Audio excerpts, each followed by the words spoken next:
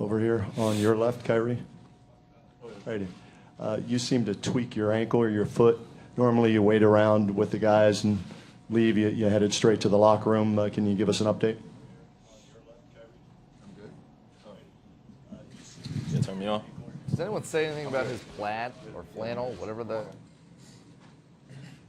Robert over here in the third row. Robert McDowell, Black Sports Online. Ron, interesting the turnovers that you had talked about earlier in the series. Only had 2 in the last game, only 1 this game. Do you believe that, talking about efficiency, you think that has helped with the back-to-back 41-point games? Well, I mean, we know we can't turn the ball over versus team. They make you pay anytime you make a mistake, and for us to only have 12 turnovers today for 16 points is definitely key to our success. And you can't turn the ball over versus anyone, in our league, but especially in the finals versus the defending champions. You can't do it, and because they make you pay. So we did a great job of not turning the ball over, including myself, and I just try to put myself in position, put my teammates in position to be successful. Chris on the left side.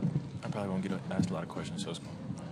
Chris Haynes, Cleveland.com. LeBron, what have you, when you guys were down 3-1, to these guys that's on the left and right of you, what did you see in them, or what do you see in them as a player and a person that gave you so much belief that you guys could put yourself in position to do what you're doing right now? Well, I mean, we just focus on the next game. We focus on the next minute, and we focus on the game plan that we had to master up to try to even get to the next play, and it wasn't even trying to get to a game 7. We was like, okay, well, once we went to game 5, we went out there and being down 3-1, we was like, okay, well, we got to go home anyway, so let's go home and play in front of our fans, and we was able to do that. And tonight, these guys were, unbelievable. Once again, Double T's energy and activity, his level, his rebounding, obviously giving us extra possessions, but his defensive rebounding from the beginning was at an all-time high level for himself. Even though as great as he is, he was spectacular tonight. And Kyrie just the floor general. He does what he does. I mean, it's no surprise what he does, and we put ourselves in position to be able to to be in the game 7. Tim, standing on the right.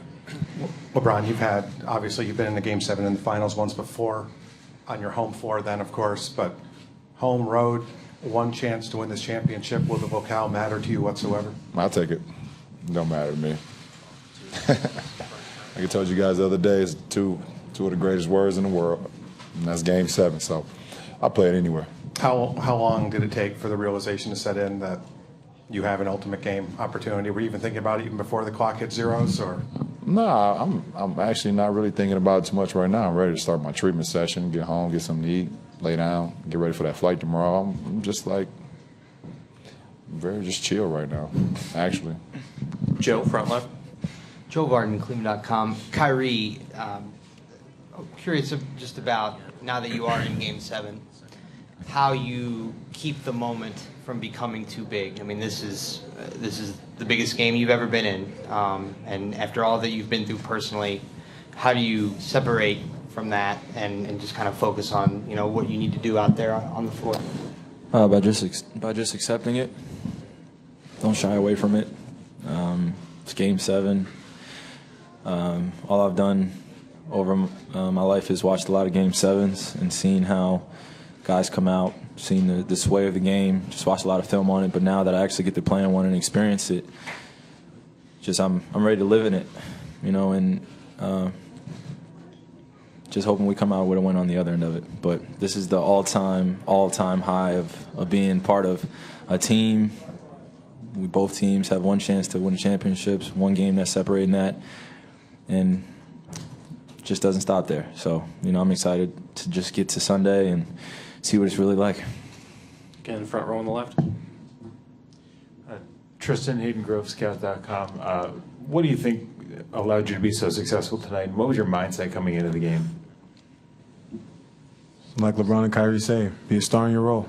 Be a star in your role, and for me is high energy, use my motor, just play hard, be relentless on the glass, and that's what I bring to this team. That's my job, and just be a star in your role. And I try to do that every night. Did you feel that you had a kind of a connection with LeBron? You know, he was throwing the alley-oops. It seemed like it was kind of just easy at one point. I mean, was there something that you saw in the defense that kind of allowed that play to continue to over and over again? He's a great passer. Threw it right where I wanted to go, and it's up to me to go up and go get it.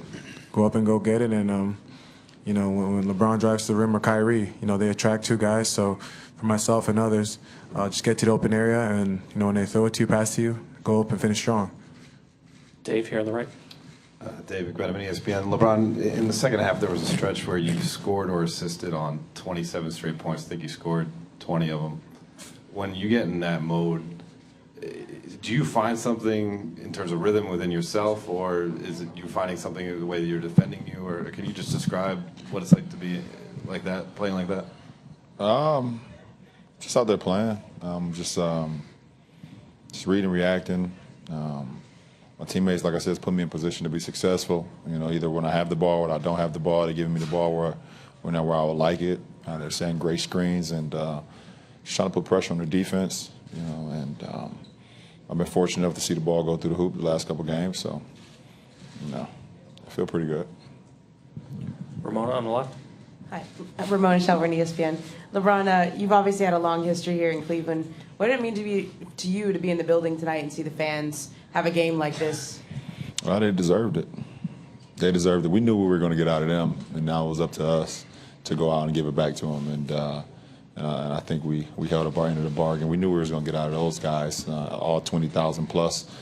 They was phenomenal from the time we ran out on the floor. So they deserved tonight, and you know, it was special to be out there for them. Do you allow yourself to feel that, the emotion of it being from here?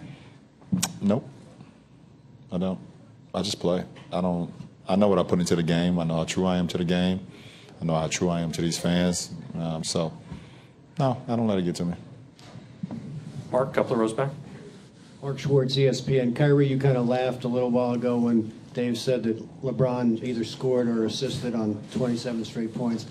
Being in the game with him when he has a run like that, what is that like for you as another teammate? Special, very special.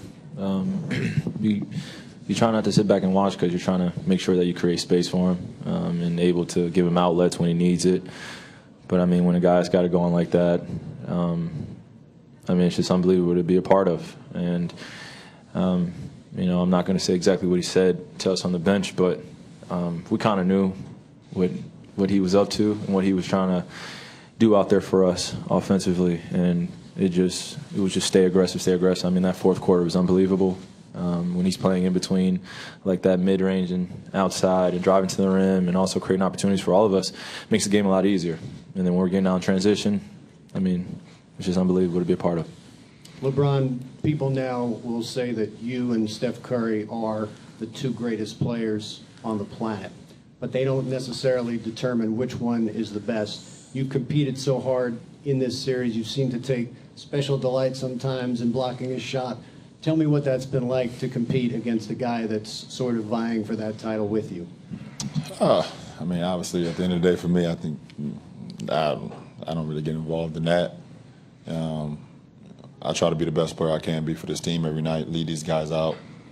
I mean, I actually had a competitive shooting game with my kids last night. You know, we was shooting baskets last night between myself and my two boys, you know, which ended up not going so well for me at times. You know, those guys have home court advantage over me. But at the end of the day, my whole mindset is how I can put myself in position to help these guys be successful, and I can be successful as well. I don't really get caught up in what everybody else talk about. I think you should know me by now. Let's see what you're trying to do, though. Jason up front.